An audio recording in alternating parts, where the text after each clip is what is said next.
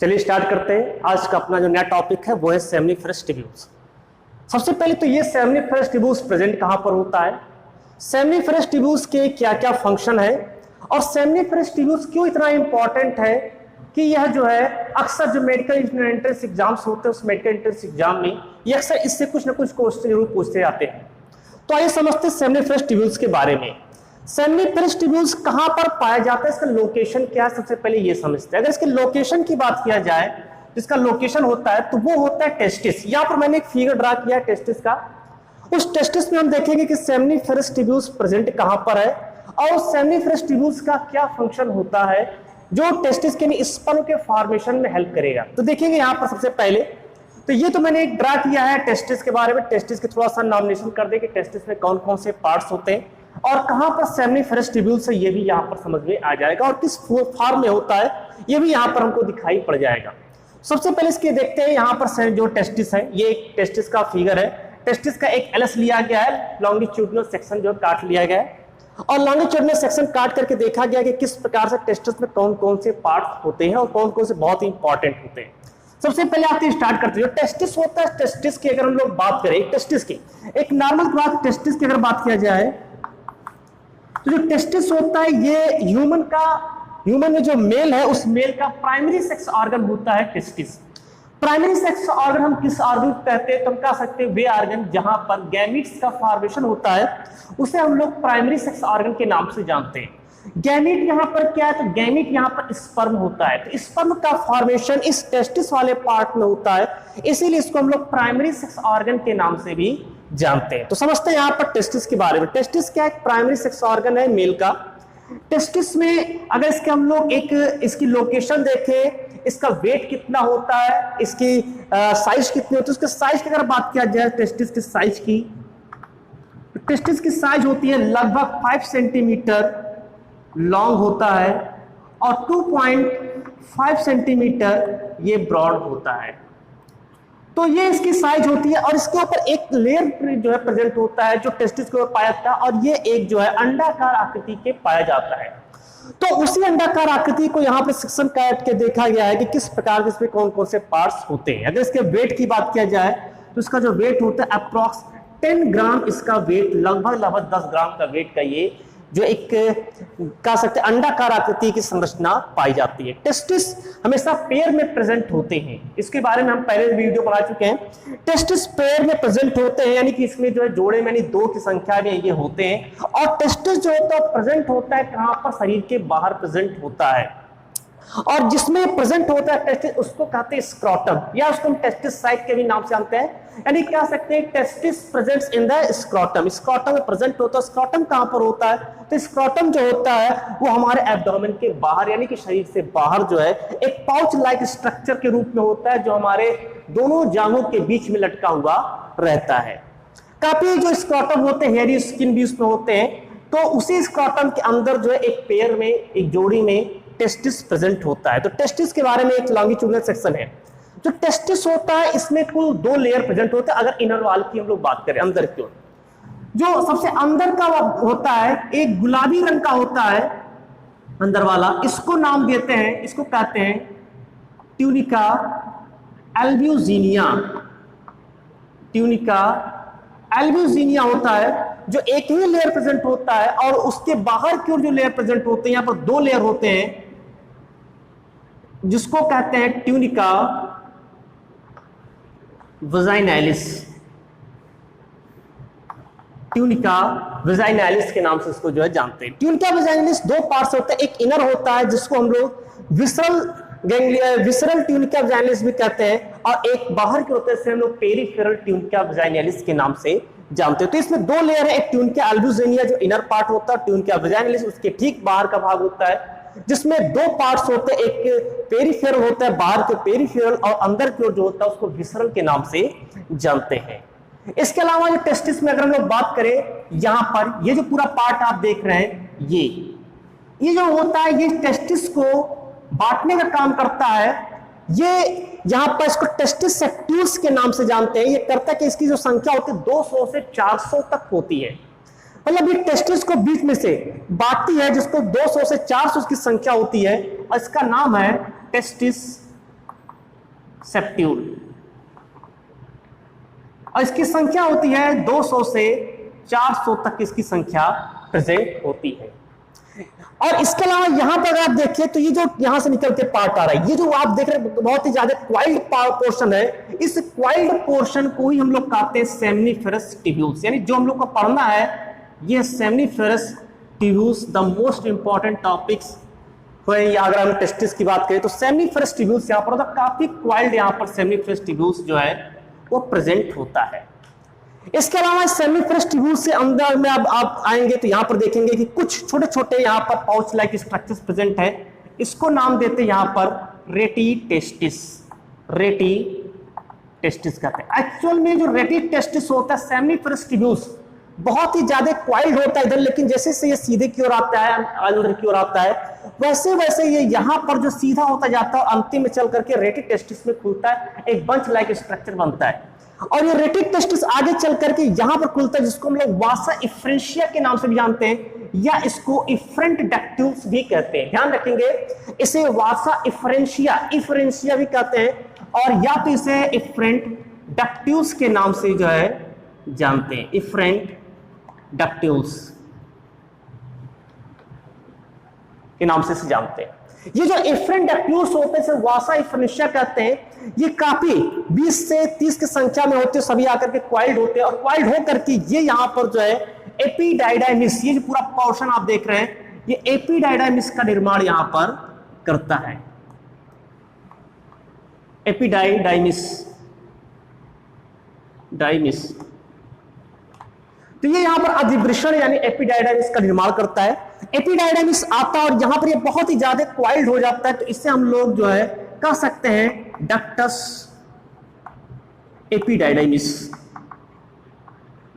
एपिडाइडाइमिस के नाम से इसको जो है जानते हैं। और ये डक्टस एपिडाइडाइमिस आगे चल करके ये यहां पर वासा डिफरेंशिया, एक सीधी सी नलिका यहां पर बनती है जिसे कहते हैं वासा डिफरेंशिया के नाम से इसको जो है जानते हैं। तो ये जो पोर्शन था ये था यहां पर, अगर देखें टेस्टिस के, तो टेस्टिस का एक लॉन्गिट्यूडल सेक्शन था एलिस ऑफ टेस्टिस, और इसमें हम लोग देखें क्या कि जो यहां पर सेमनीफेरस ट्यूब्यूल्स है, जो हम लोग का मेन टॉपिक है सेमनीफेरस ट्यूब्यूल्स, वो यहां पर बहुत ही ज्यादा क्वाइल्ड फॉर्म है, लगभग 200 से 400 लोब्यूल्स में बटा हुआ, यानी कि कह सकते हैं पालिकाओं में बटा हुआ, टेस्टिस सेप्ट्यूल्स के द्वारा पालिकाओं में बटा हुआ टेस्टिस, उसके भीतर प्रत्येक लोब्यूल्स के बीच में यहां से 2 से 3 इनकी संख्या जो थी, प्रत्येक लोब्यूल्स में 2 से 3 सेमनीफेरस ट्यूब्यूल्स काफी क्वाइल्ड जो है प्रेजेंट होती है। इस तरह से सेमनीफेरस ट्यूब्यूल्स यहां पाए जाते हैं, और सेमनीफेरस ट्यूब्यूल्स काफी क्वाइल्ड होती है, लेकिन आगे चल करके अगर देखा जाए तो यहां पहुंचते पहुंचते थोड़ी सीधी होना शुरू हो जाती है। अब सेमनीफेरस ट्यूब्यूल्स की बात करें, सेमनीफेरस ट्यूब्यूल्स क्यों इतना इंपॉर्टेंट है? देखिए प्राइमरी सेक्स ऑर्गन तो ये टेस्टिस है, कहते हैं कि testis is the primary sex organ, क्यों? क्योंकि यहां पर गैमीट का फॉर्मेशन हो रहा है। लेकिन अगर पूछ लिया जाए कि टेस्टिस के किस पार्ट में गैमीट्स का फॉर्मेशन, गैमीट्स मींस स्पर्म में गैमीट्स का फॉर्मेशन हो रहा है, तब वहां पर आंसर आएगा सेमनीफेरस ट्यूब्यूल्स। तो इसीलिए बड़ा इंपॉर्टेंट है, क्योंकि ये सेमनीफेरस ट्यूब्यूल्स में ही स्पर्म का यानी गैमीट्स का, मेल गैमीट्स का फॉर्मेशन होता है। तो समझते हैं सेमनीफेरस ट्यूब्यूल्स को।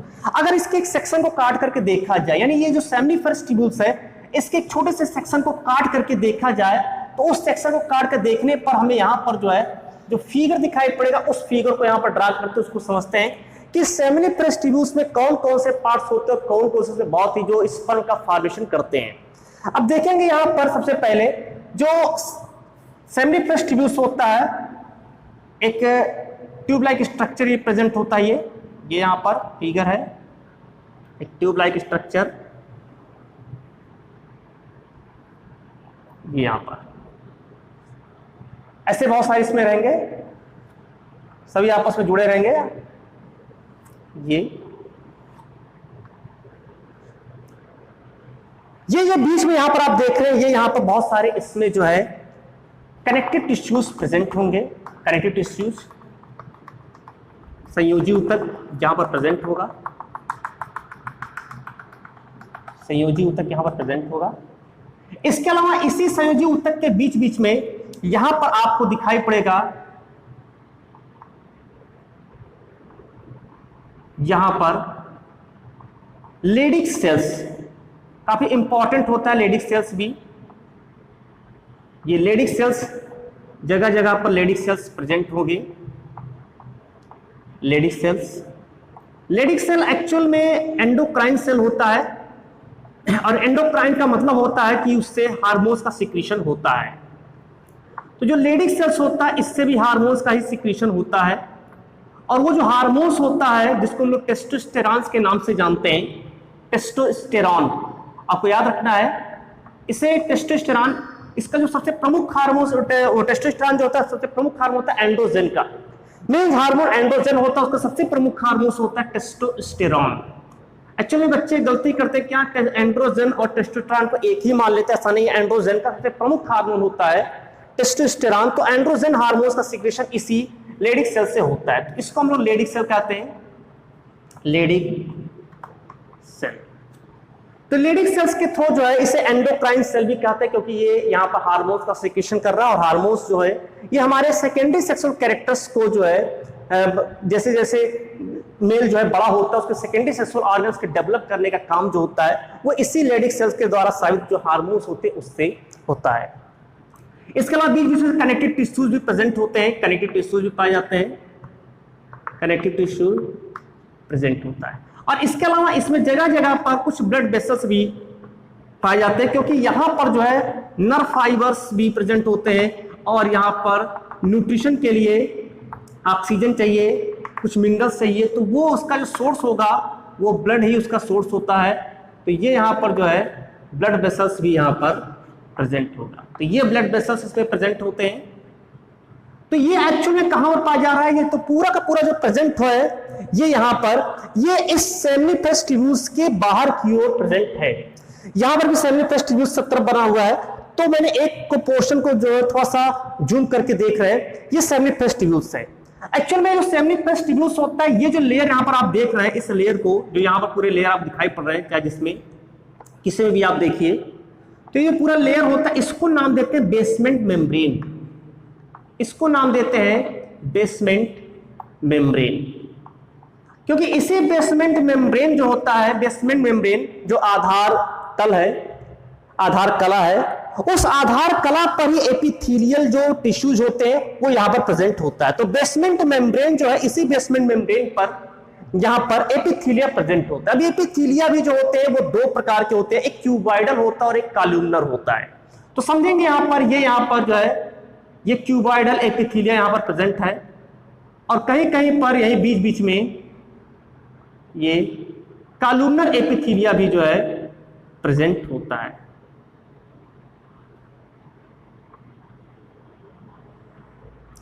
इस तरह से क्यूबॉइडल और कॉलमनर एपिथेलिया यहां पर प्रेजेंट रहता है। अभी समझेंगे यहां पर क्यूबॉइडल और कॉलमनर एपिथेलिया के फंक्शन क्या है, वो भी आपको समझ में आ जाएगा।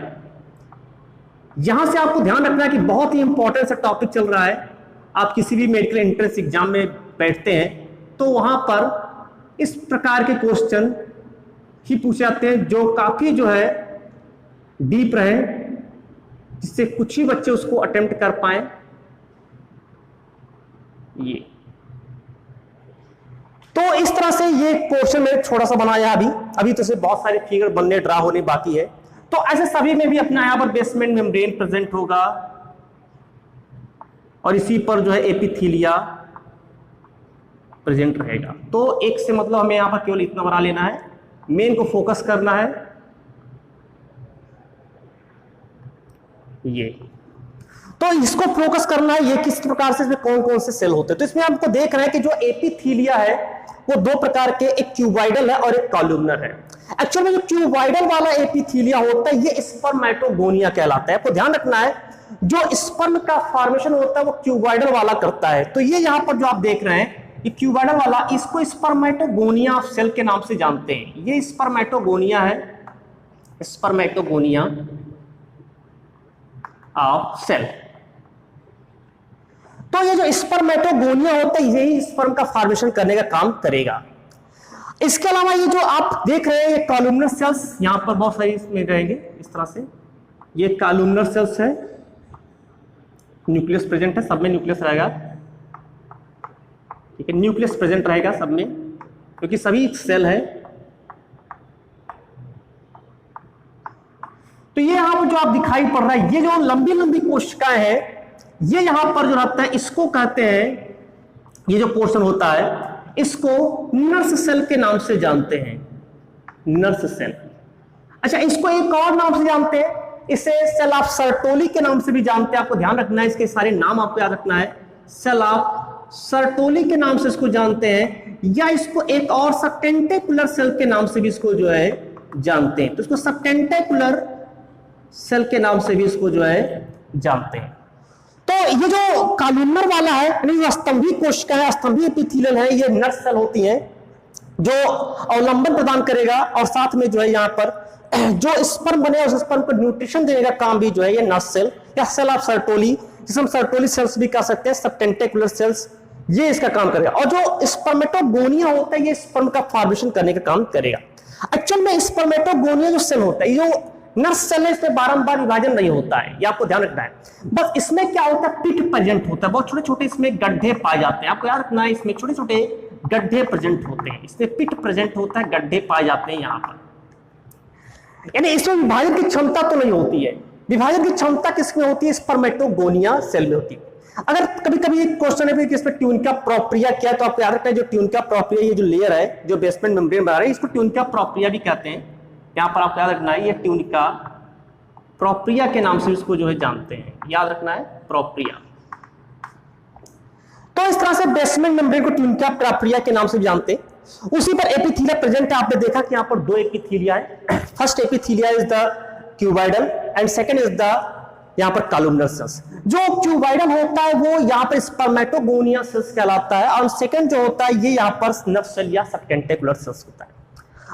सबटेंटिकुलर सेल्स यानी नर्व सेल जो होता है उसमें विभाजन नहीं होता, लेकिन अगर हम बात करें यहां पर जो है स्पर्मेटोगोनिया सेल, तो उसमें बार विभाजन होता रहता है, और ये बार विभाजन करके क्या बनाता है, तो देखेंगे यहां पर ये बार विभाजन के द्वारा यहां पर कुछ कोशिकाएं बनाना शुरू करता है, और इन कोशिकाओं को नाम देते हैं primary spermatocytes and secondary spermatocytes बनता है। देखेंगे यहां पर ध्यान से, पहला विभाजन किया और ये यहां पर प्राइमरी स्पर्मेटोसाइट्स बनता है, फिर लगातार विभाजन करता है, और ये यहां पर सेकेंडरी स्पर्मेटोसाइट्स का निर्माण यहां पर करता है, इस तरह से। तो ये प्राइमरी एंड सेकेंडरी स्पर्मेटोसाइट्स हो गए, समझेंगे यहां पर सभी में न्यूक्लियस प्रेजेंट होगा, न्यूक्लियस प्रेजेंट होगा, क्योंकि यह सेल से बन रहा, सेल डिवीजन के थ्रू बन रहा था, यहां पर न्यूक्लियस जो है वो सभी में प्रेजेंट रहेगा।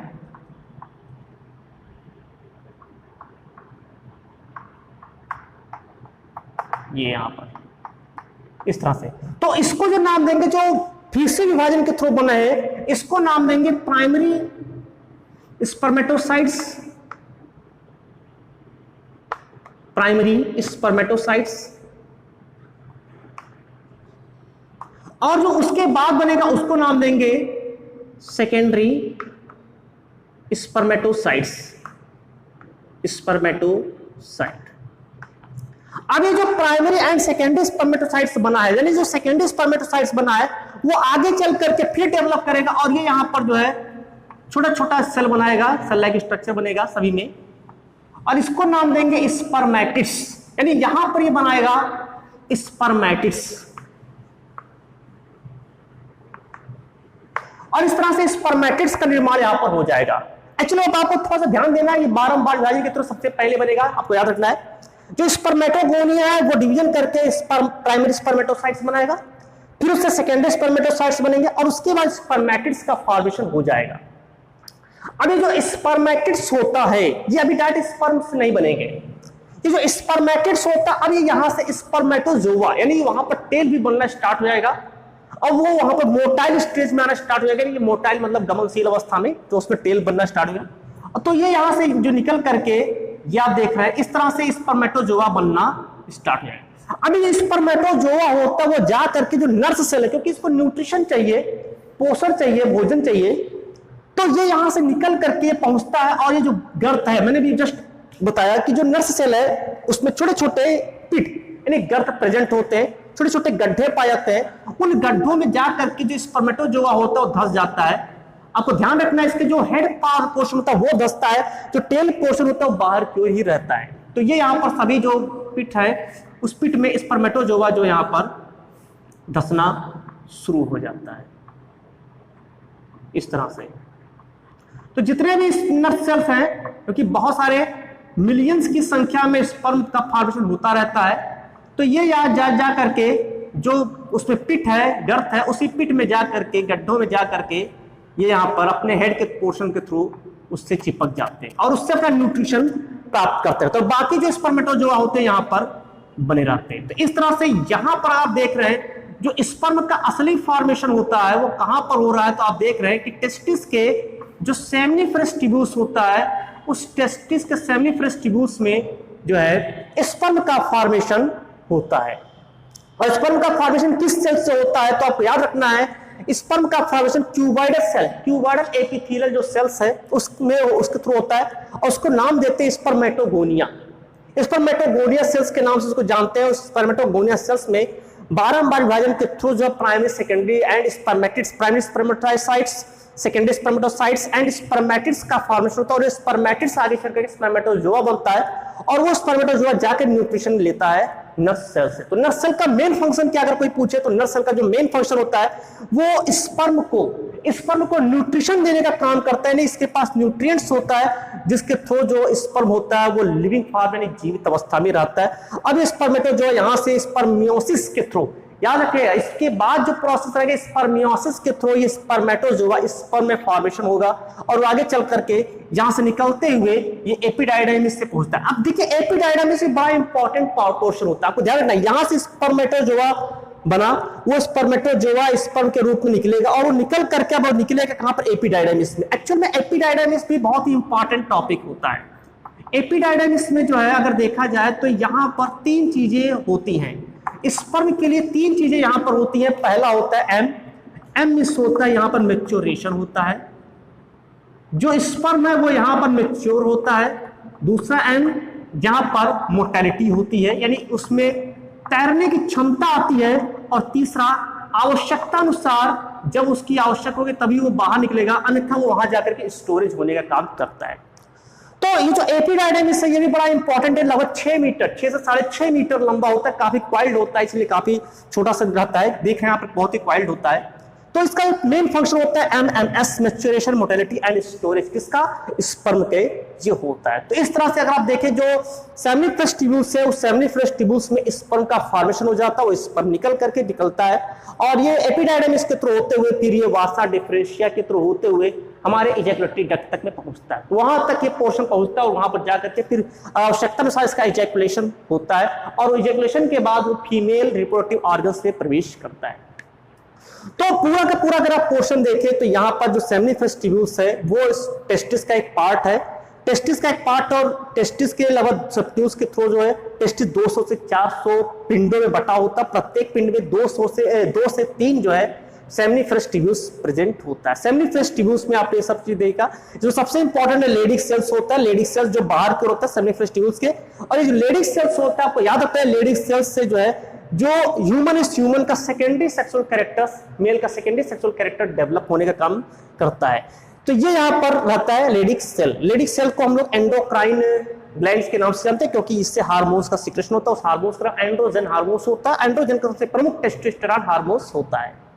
इसके अलावा आपने देखा कि ट्यूनिका प्रोपिया के अंतर्गत जो बेसमेंट मेम्ब्रेन है वहां पर अंदर के स्पर्मेटोगोनिया सेल्स होते हैं और कुछ नर सेल्स होते हैं। स्पर्मेटोगोनिया सेल से स्पर्म बनता है और नर सेल उस स्पर्म को न्यूट्रिशन देने का काम करता है। तो ये पूरा जो पोर्शन था आज का वो सेमिनिफरस ट्यूब्यूल्स था। आई होप आप लोग को समझ में आया होगा।